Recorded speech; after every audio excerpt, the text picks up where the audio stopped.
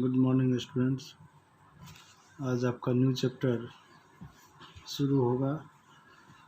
मैंने मैसेज किया था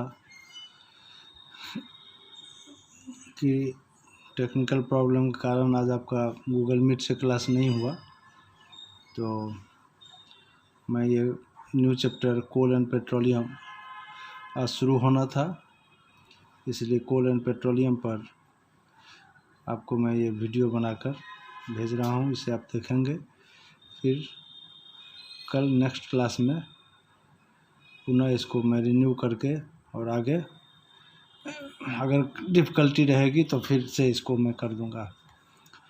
first of all, you know that coal and petroleum both are natural resource. So first of all, you know what is a resource. Resources क्या है and what is the importance of these resources in our daily life activities or in our life. हमारे दैनिक जीवन में और our life is dependent upon these resources. So the things that we use in our everyday life are present in nature or are man-made are called resources. यानी ऐसी चीज़ या जो nature में प्रकृति में मौजूद है, which are found in the nature or that is made by man. These two types of materials are used to sustain our life. So these are called resources. So resources are of two types: natural resources and man-made resources. The natural means, as its name indicates, natural resources. It means the resources which are found in nature, which are made by nature, which are very essential for our survival. So we are not able to survive without the using these natural resources. As for example, suppose here air, water, sunlight, soil, iron, silver and other ores. If you see these air, water, sunlight and soil, these are so essential that without air we can't survive for 1 or 2 minutes. Water is also a very useful natural resources. No living things can survive without water.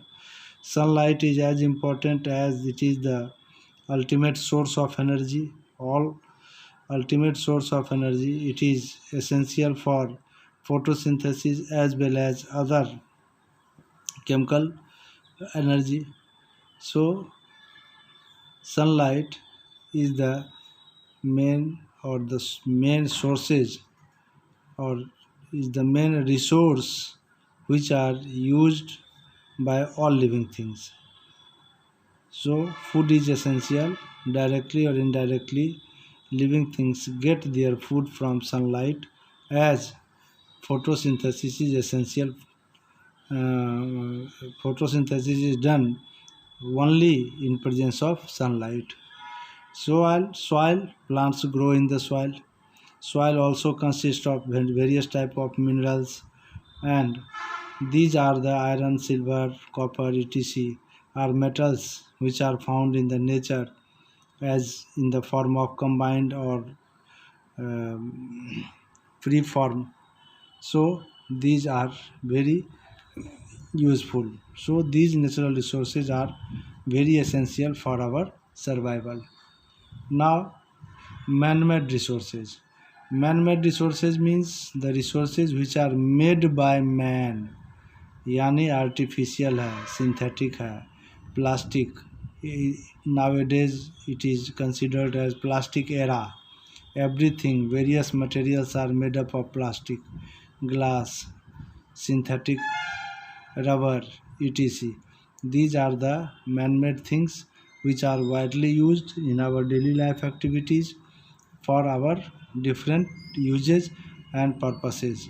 So, regarding the natural resources, you have to know about two things regarding it. आपको natural resource के बारे में दो चीज़ों को जानना है. पहला है materials present in nature. that are useful to human being.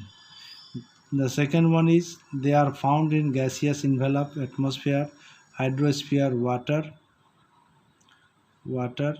and lithosphere, land. So first one, materials present in nature that are useful to human being. Natural resources यानी ऐसी चीज़ जो प्रकृति में पहले से मौजूद है और इसका उपयोग लोग अपने दैनिक जीवन में, अपने एवरीडे लाइफ में यूज़ करता है for their survival, for the benefit of own. The second one is they are found in gaseous envelope. Yeah, it means they are found in all the three forms, that is land, water and air. So air, as you know that air is very essential and it is the part of atmosphere, hydrosphere, water and lithosphere, land.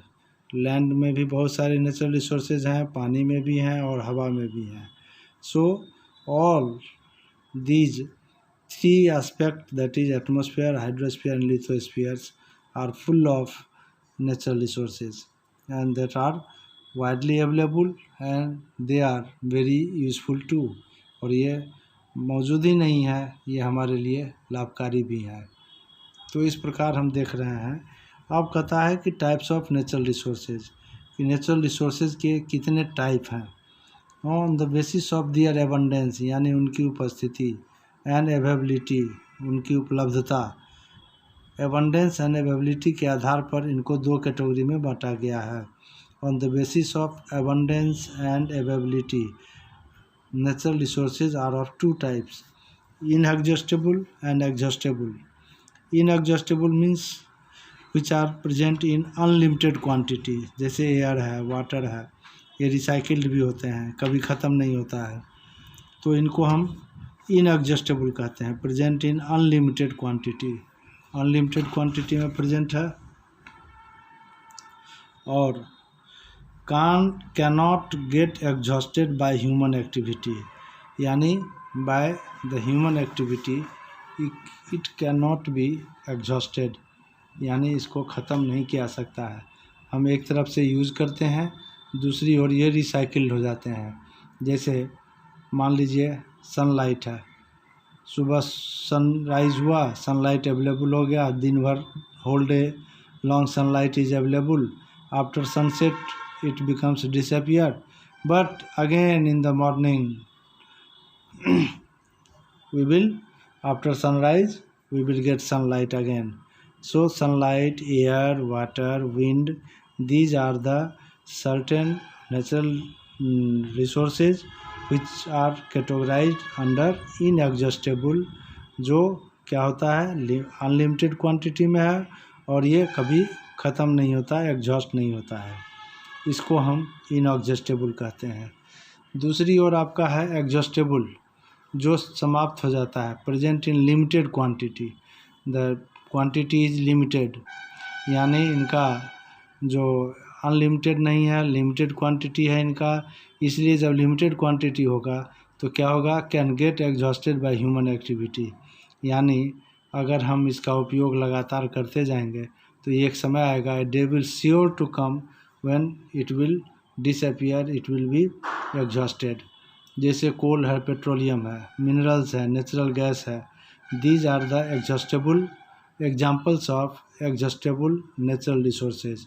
तो ऐसे natural resource जो समाप्त हो जाएंगे human activity के द्वारा और उनका लिमिटेड क्वांटिटी में उनका सोर्सेज है, तो हम इनको क्या बोलते हैं, एग्जॉस्टेबल बोलते हैं. आज आपको कोल एंड पेट्रोलियम पढ़ना है. तो coal and petroleum both are the natural resources which are categorized under inexhaustible, as it has the limited source and it can be exhausted after sometimes when it is used after long time. लंबे समय तक कोल and petroleum का use करेंगे तो ये ख़त्म हो जाएगा. अब नेक्स्ट क्लास में आपको कोल एंड पेट्रोलियम का इंट्रोडक्शन होगा. कोल क्या है, पेट्रोलियम क्या है, कहाँ पर बना, कैसे बना, हाँ, इनका उपयोग क्या है हमारे दैनिक जीवन में और ये हैं क्या, है ना. फिर नेक्स्ट क्लास में चर्चा होगी। Thank you.